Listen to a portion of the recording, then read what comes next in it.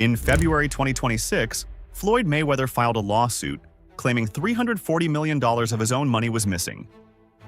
Gone, unaccounted for, siphoned through hidden accounts by the people he trusted most.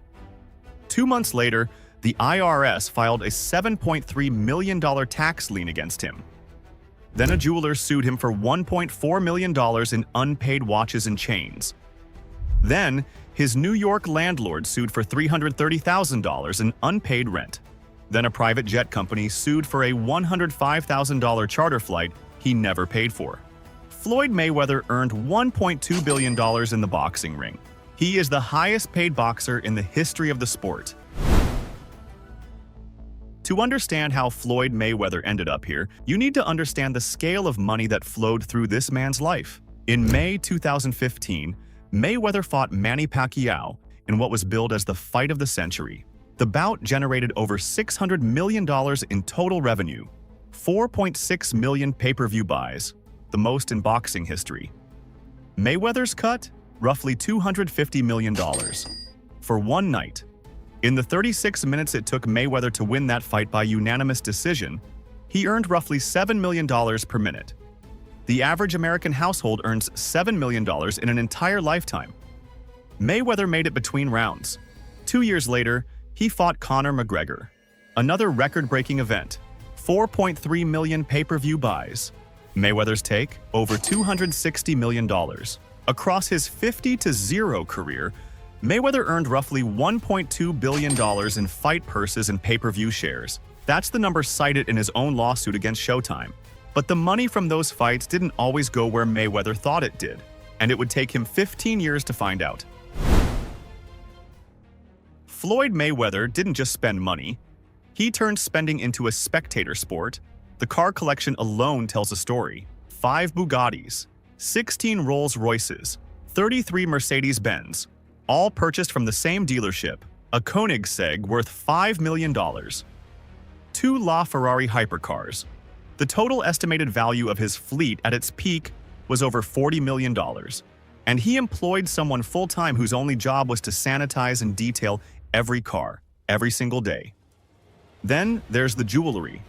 Mayweather's collection has been valued at over $50 million. The crown jewel is a Jacob & Cumberland Billionaire Watch, covered in 260 carats of emerald-cut diamonds. The price? $18 million for a watch. He reportedly never travels with less than $5 million worth of jewelry on his person. The daily spending was just as aggressive. His private chef charged $1,000 per meal. He spent $12,000 per week at a single Japanese steakhouse in Las Vegas. His wardrobe rotation was absolute. He never wore the same pair of shoes or underwear twice. His former assistant, Tasha Robinson White, wrote a book about the experience. She described a man who bought cars. Like most of us buy eggs, 12 at a time. She said he kept $125 million in cash in his checking account. She also said his staff routinely went months without getting paid because in Mayweather's world, he'd just bought them all Rolexes. Why would they be upset about a late paycheck? And then there was the jet, Air Mayweather, a Gulfstream G650 worth $60 million, customized with his name on the fuselage and the Money Team logo on the tail. He hadn't set foot on a commercial plane in over a decade. His entourage flew in a separate private jet because Mayweather was concerned his bodyguard's weight would make his own plane unsafe. None of this was hidden. That was the entire point. The spending was the brand. The cash on Instagram wasn't just wealth. It was content. Every stack of hundreds, every diamond-encrusted watch, every garage full of supercars. It was all designed to reinforce one message. I am money. And for years, it worked. The image generated more fights, which generated more money, which funded more spending, which reinforced the image. Until it didn't. The financial cracks in Mayweather's empire aren't new. They go back further than most people realize. In 2008, Mayweather was scammed out of $15 million by someone in his inner circle. Months later, thieves broke into his Las Vegas home and stole $7 million in cash and jewelry. Then the IRS came calling, claiming he owed over $6 million in unpaid taxes. That's $28 million gone in roughly 6 months.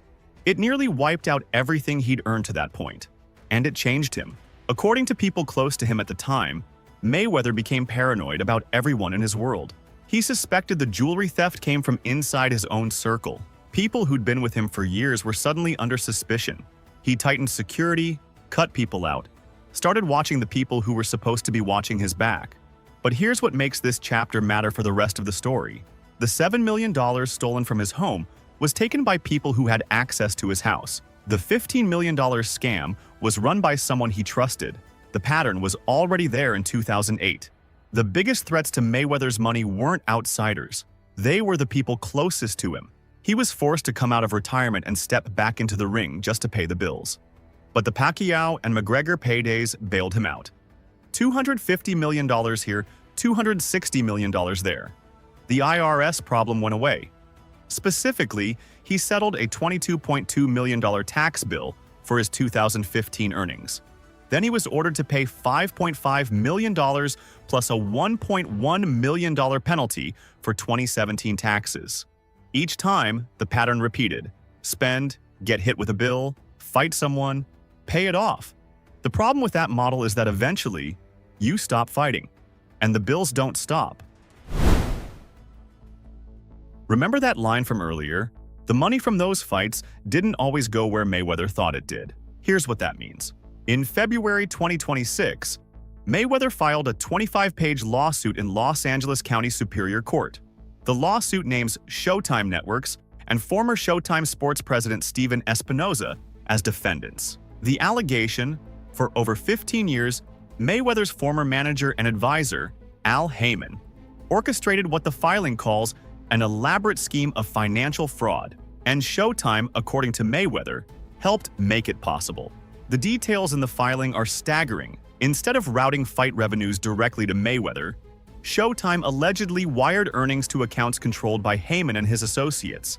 Banking records cited in the suit show large transfers to an entity called Allen Haymon Development shortly after major fights, labeled as reimbursements or loan payoffs, that Mayweather says were not legitimate.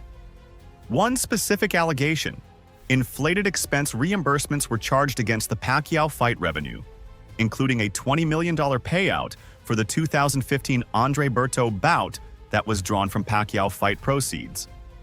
The revenue pool from the most lucrative fight in boxing history, the suit claims, was used as a slush fund to pay for unrelated costs. To conceal what was happening, the filing alleges Haymon only showed Mayweather selective documents. On one occasion, someone allegedly altered the date on a contract and left a handwritten note in the margin that read, "We need to cover our ass." When Mayweather's new management team requested Showtime's financial records to trace where the money went, they were told the records had been lost in a flood and were inaccessible. Lost in a flood. $340 million in financial records. Gone. Mayweather's attorney put it simply: Floyd generated hundreds of millions of dollars in revenue for Showtime. He now takes this fight to the courtroom. Showtime's parent company, Paramount, called the claims baseless and said they would respond accordingly through the court process. Whether the lawsuit succeeds is a separate question. Courts will decide that. But what the filing reveals is undeniable. Even when you earn $1.2 billion, if the wrong people control the accounts, you may never actually see a significant portion of it. And the 2008 break-in suddenly looks different in hindsight. The people closest to Mayweather were the threat then. According to this lawsuit, they were the threat the entire time. Whatever the outcome of the Showtime suit, the financial pressure on Mayweather in 2026 is real, documented, and accelerating. March 2026. The IRS files a $7.3 million federal tax lien against Mayweather for unpaid taxes from 2018 and 2023. The lien is filed through the Clark County Recorder's Office in Las Vegas. The full $7,279,664 remains unpaid as of the filing date. The IRS also notifies Mayweather of its intention to ask the State Department to revoke his passport. Under U.S. law, seriously delinquent tax debt above a set threshold can result in passport denial or revocation.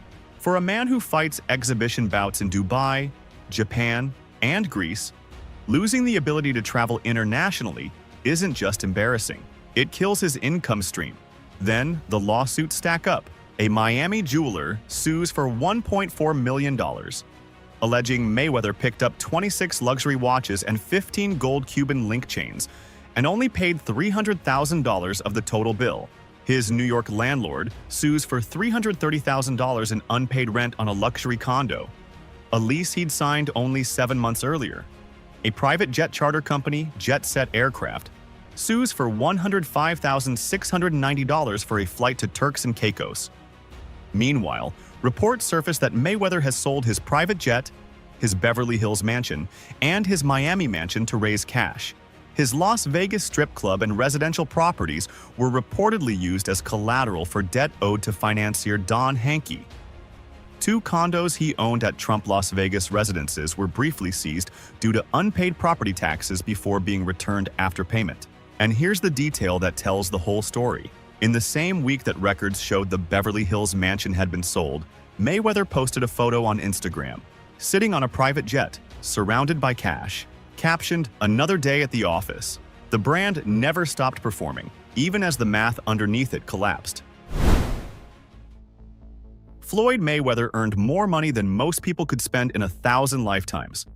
And the money still wasn't enough. Not because the number was too small, but because nobody was watching where it went. Earning money and keeping money are 2 completely different skills, and the gap between them has destroyed people with far more than $1.2 billion. The jets, the yachts, the mansions, they all share the same problem. They cost money whether you're paying attention or not. Mayweather's story is the human version of that same trap. The spending never stops.